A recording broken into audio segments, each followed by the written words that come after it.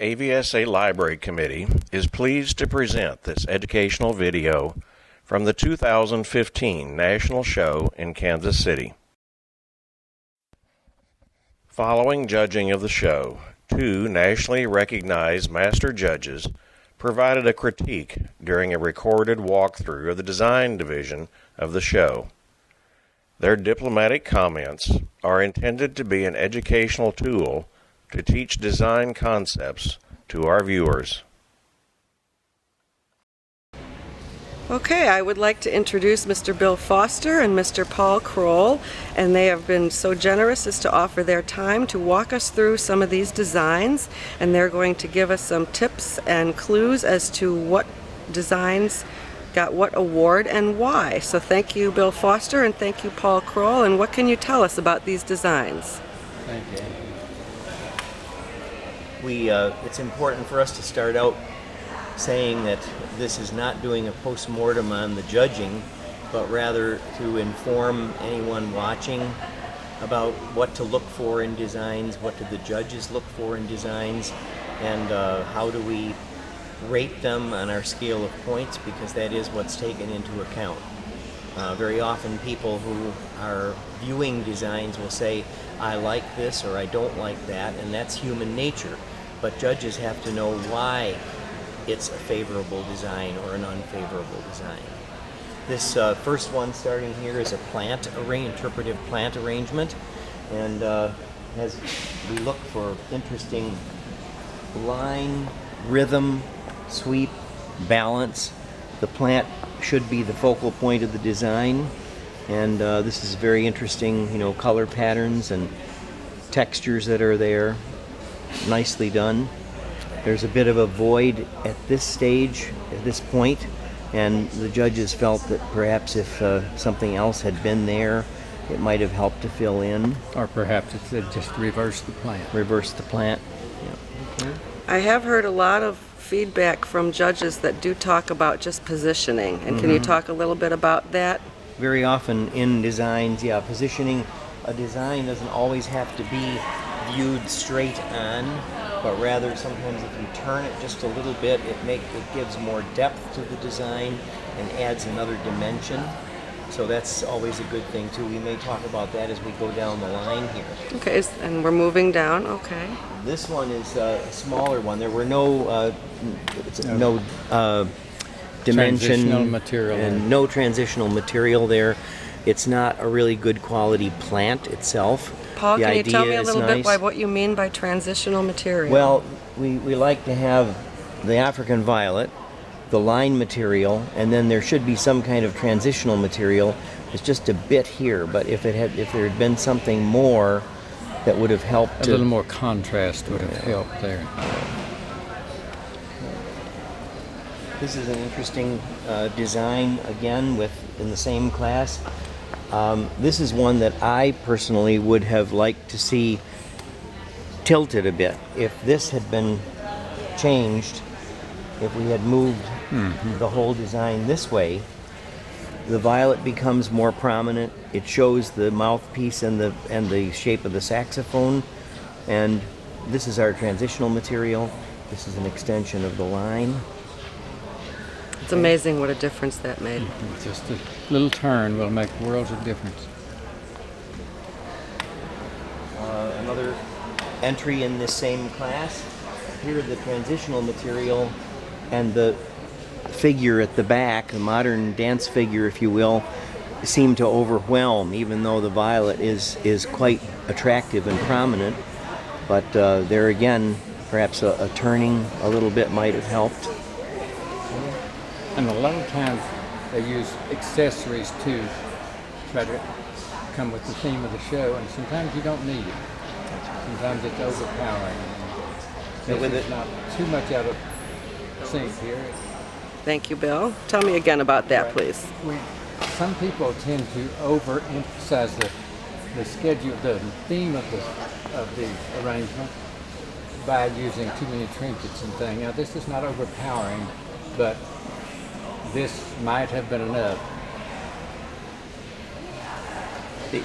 The interpretation point scale in for design is only 15 points. So you don't need to hit the judges between the eyes with a baseball bat to, make your interpretation known. Sometimes just a suggestion of the interpretation is far more successful. Very interesting design here in the next class. This turned out to be the winning best plant arrangement. And interesting piece of wood, interesting use of leaves, and you see lots of line. One of the things that we want to have in any arrangement is to fill the niche. The niche should be about 7/8 full.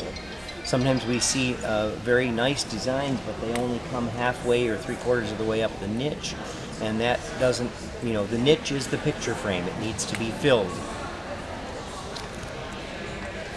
This designer chose to use the back color backdrop paper even on the sides of on the wings of the design, which is a little unusual. We don't always see that, but it is the designer's choice, and if the schedule doesn't prevent that, then it's possible. Could have used a little more height. Yes. This is a very nice plant arrangement again, nice use of color, echoed with the red maple and the red of the blossoms. A good plant. We like to see a plant in a plant arrangement that could win in a horticulture class. This distracts a little. Yes, it does a little bit. Tan and pink or tan and red are very harmonious. They go together well. This is an interesting plant arrangement. We're going into another class here, but the exhibitor chose to use sprayed streptocarpus leaves, which works very well, and they will last up to 2 years like that. It seems to, when you spray them, they are like petrified. Nice transitional material there. This class was entitled Cotton Candy, and they were instructed to use a pink flowered violet. Another interpretation of that. Very sharp, severe line here, and something a little different. Probably been improved with this part of the container cut off because it looks like a sore thumb sticking out. Yes, and that isn't a wonderful plant to use. No. Now, as far as filling the niche, do you mean it just has to, I'll put my hand in the front. It just needs to be in one area or in every area? In height, mainly in height. Mainly. Okay, thank you. Another interesting thing here, the exhibitor chose not to use a traditional backdrop and underlay, but just a suggestion with the fine material at the back. This was the best in class for the this class of cotton candy. Looks very puffy, cottony texture at the back, the feathers and so forth. Nicely balanced. Another quite dramatic interpretation here with the line going all the way through. Container's distracting somewhat. Container's a bit heavy there, and the backdrop, although it works, it may be a little bit too much pattern. This is an example of over-accessorization in a design. A design should have a focal point and line and so forth. This has too many things going on at one time, and they've chosen to interpret the title of the class, which is Sweet and Spicy, as opposed to an actual design. I mean, when you look at this design, you don't see the violet as the focal point. You see all kinds of different things. Another dramatic interpretation here, Sweet and Spicy. The coloration, the patterns, the design. The violet is lost a little bit here because of the darkness of it. Okay. And our last class of plant arrangements is here. There are 3 entries and smaller niches. It's nice to have the smaller arrangements raised up above the table height so that you can see them better and they look better face on rather than looking down at them. Okay. Good example of filling the niche in all 3 actually. This is somewhat more similar to a wedding though than the cool jazz. Here we begin the interpretive flower arrangements, which are cut flowers used instead of the plants, and we have 3 entries in this class. Best in class on the end. Yeah. Summertime was the title here.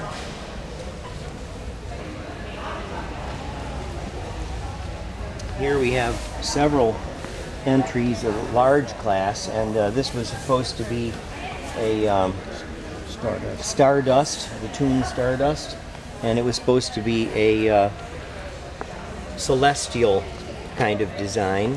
This designer chose to do an abstract design with no focal point.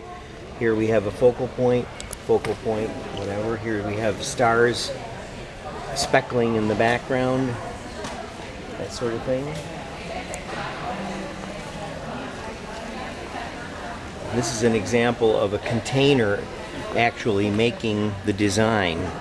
Everything is there except for the little fern transitional material and blossoms. It's traditional to use the niches that are supplied, but this exhibitor chose to bring full depth. We sometimes have the wings of the design only half depth because it allows more light into the niche. That's the purpose of it. But the underlay should come out to the full measurement of the depth. Some interesting designs here as well. This is almost a monochromatic design. All blue except for the flower, which really pops.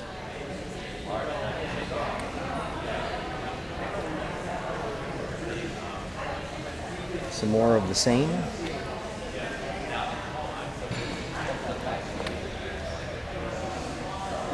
And then we get to the underwater arrangements. The purpose of an underwater arrangement is magnification of the blossoms, and it's an interesting way of showing off the blossoms. Here the container is your niche and has to be filled. Personal preference of mine is to fill it right to the very top with the water so that it fills the whole thing. You have to be careful what you use underwater because sometimes the material bleeds and stains the water. Other times the material will, when it gets wet, it will start to straighten out.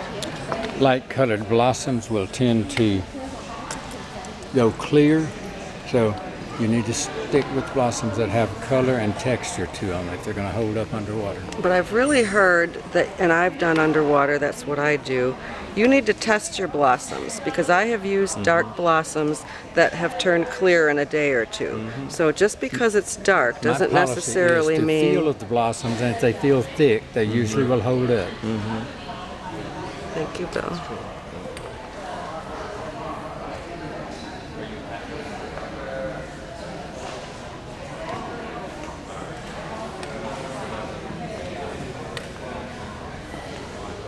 This is a design, I don't know hardly how I feel about it. It seems to me like it's 2 designs, but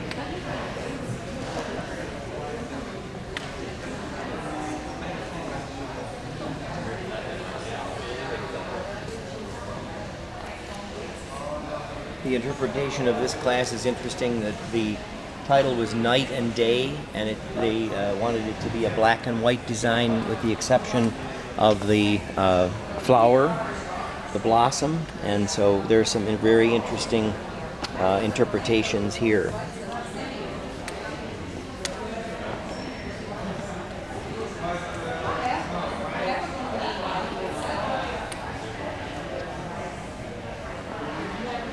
When it's a black and white arrangement, your transitional material also has to be black or white. It can't be green, because you wouldn't want to put green into a black and white arrangement. Here we have some more blossom arrangements, and this is another one that's more of a scene than a design. Too many, accessorizing things going on there, and the blossoms of the violet are actually kind of lost in the busyness of it.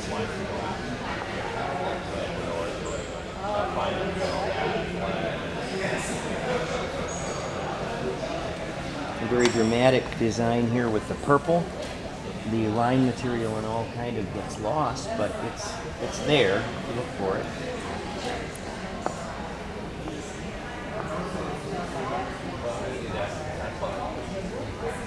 Once you start designing, you look at things differently, whether it's a stick that you trip over on the sidewalk or something that falls out of a tree. You can, I could use that in design. That's some really interesting line material here and texture and so forth. Designers never throw away anything that might be a container either. That's right. So.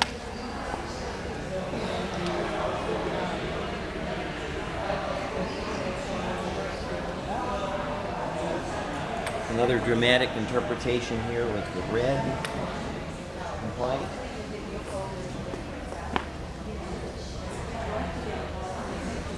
This is a quite modern arrangement here where we have lots of things going on, but there's definitely a focal point when your eye is led through.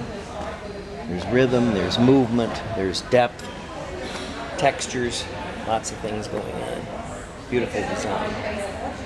And here we have a suspended design. Usually when we do this, we cut the dowel to the size rather than have it extend over, but it's interesting. And during the day it was moving. It was moving. It has to show movement, not just imply movement, but show movement if you do a mobile arrangement or a kinetic and mobile arrangements.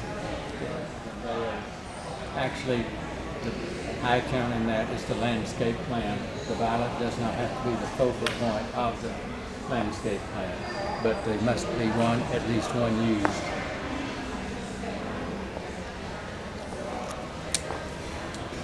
In container gardens, the 40-point total on the point score sheet is transferred from design, the term design that we use in the interpretive plant and flower arrangements, to landscape plan.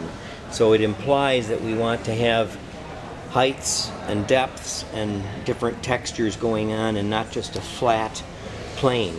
So Paul, is the viewing point in this, is it always just a front only I believe that's what the schedule says, yes, that it's to be viewed from the front only. And as you see here, I'm sure that the reason these were graded down some is because of the depth of the container not matching the height and all of the... Here the container is quite heavy, and that's what your eye seems to go to. Same thing here. Mm-hmm. And again, there's a bit of over-accessorization here. And in this one, the height in this container garden is achieved by an accessory, which is something that we don't want to do that. The height in your container garden should be achieved with plant material. As we diminish size in any design, container garden, plant arrangement, flower arrangement, size, scale, and proportion become more and more important as it gets to be small. But they're really not viewed from the front. They're really almost a top view, correct? So you have to take that into consideration. Yeah. This is the larger class of dish gardens that we have here. Many entered actually, and some of them beautifully done. Even though we have a deep container here, again, it's well balanced and handled well. There's height. Larger plants. Yeah. There's one of my mentors always used to say, trim, trim, trim. That there's too much tree stuff going on in here. It would be, I think, more interesting if some of this were trimmed out. It's a bit heavy. Here we have a nice tall tree, but it's well complemented in the rest of the design.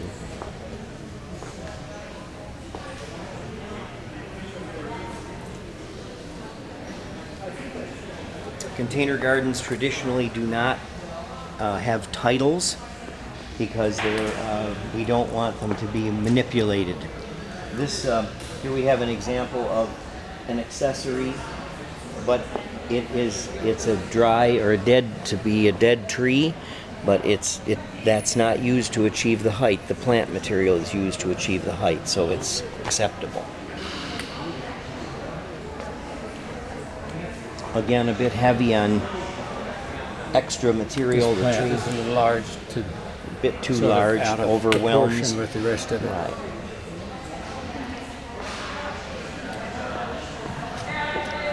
Very interesting containers.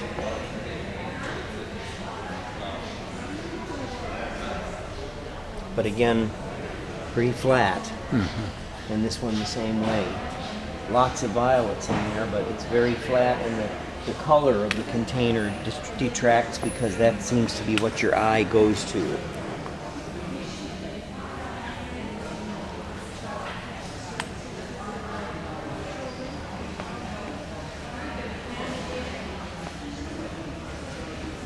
This is some more of this. It should have been clip, clip, clip. Can you point out where you think you do the clipping? Well, the plants are actually a little out of proportion for a dish garden. The leaves are large, as you will see in the next one, is even larger, but probably you could have left out this whole plant right here.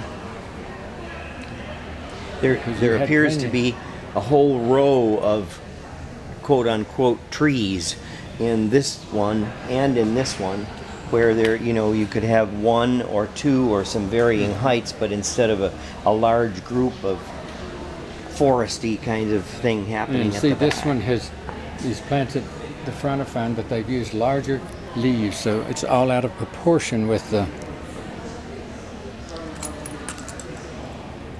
And in this one, you might also say that while we don't want the violet to necessarily be dominant, but it should be able to be seen.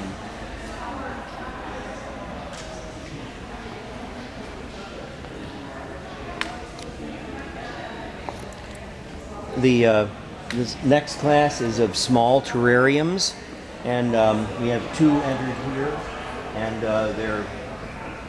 there's a nice landscape plan there. This one appears to be pretty flat to me, but it did win best in class. The judges liked it. And this does tell you that you can use just about anything you've got around the house for a small terrarium. That's right.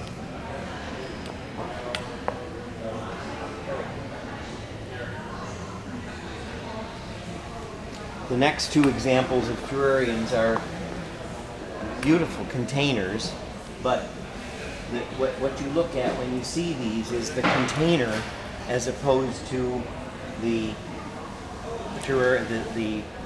landscape plan or what's inside of it. These are beautiful containers, but a terrarium by our handbook definition is a clear container.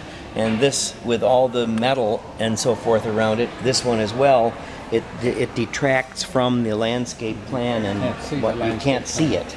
These should be like Wardian cases for ferns. Right, exactly.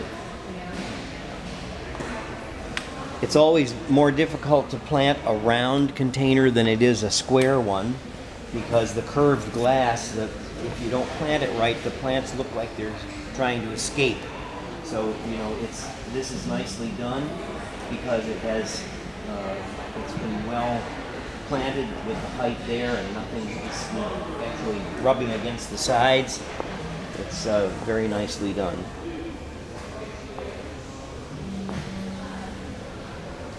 They're also difficult to photograph because of the reflections. That's why I'm trying to go around a little bit. You want me to take the lid off?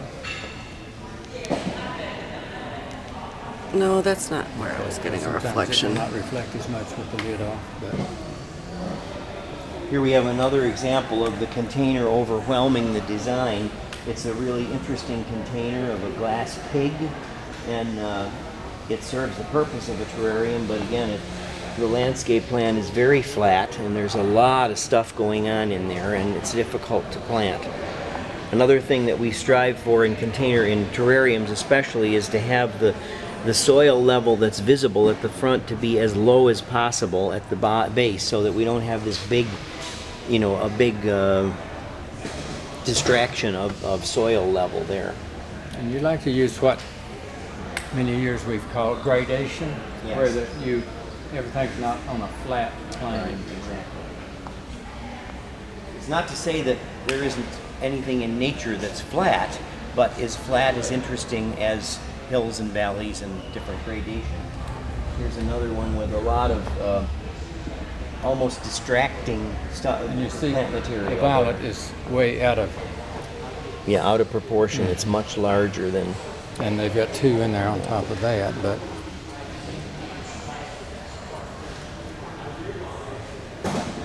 The last class we have here are natural gardens, which can be planted on rock or driftwood. I've seen some planted on natural sponge, something that occurs in nature, and some interesting pieces of wood. It's our policy in the handbook to not have a base on a natural garden, and this container that was chosen, although well planted, appears to have a base here. they rather made a than to base be- out of foil or something. Yeah.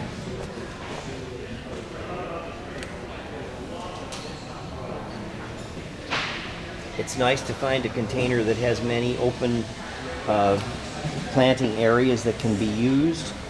This is nicely planted.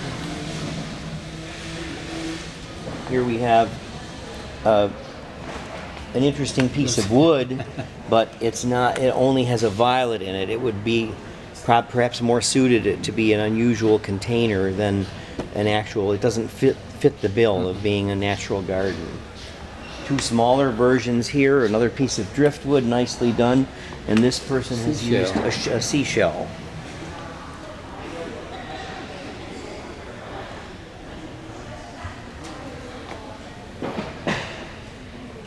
The last one here, this in the seashell, is again very flat. It doesn't have any gradation. They could have perhaps even gone down, because of the depth, they could have gone down into the shell to achieve some of that gradation. One of the things that is kind of clever is using a small shell for their Yes. pond Mhm. that will blend in with their container. That's right.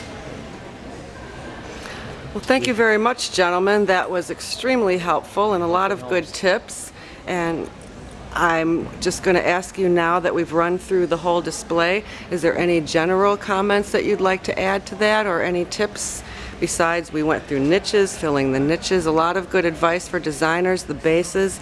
Is there anything that maybe you didn't see in these particular examples, but that you'd still like to mention relating to working on your designs and creating your designs? What I always do is to read the schedule over and over so they can get an idea of what they're supposed to do in this class. Dimensions, measurements are very important.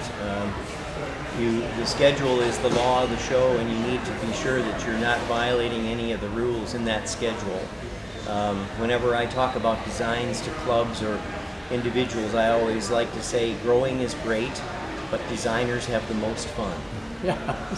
So it's a great way And if to you're, show. I always Them say- sound like fighting words, Paul. No. in my programs, I always tell them if they're very sensitive, maybe they shouldn't enter in design. You But have the critiques are all there to help people. Oh yes, absolutely. You have to be thick-skinned to do design because it's your creation, it's your baby. It didn't grow by itself. Not that plants grow by themselves, but you know what I mean. You've created this exhibit, and it's easy to be offended by judges' words if they don't get what you're trying to do. So in other words, keep trying, keep getting those critiques, That's keep right. getting those comments, and use them to make yourself a better design. That's right. We interrupting you, Bill? Yeah. Okay, thank you very much, gentlemen. We really appreciate all your good advice and taking the time to walk through those design categories with me. Welcome. Thank you.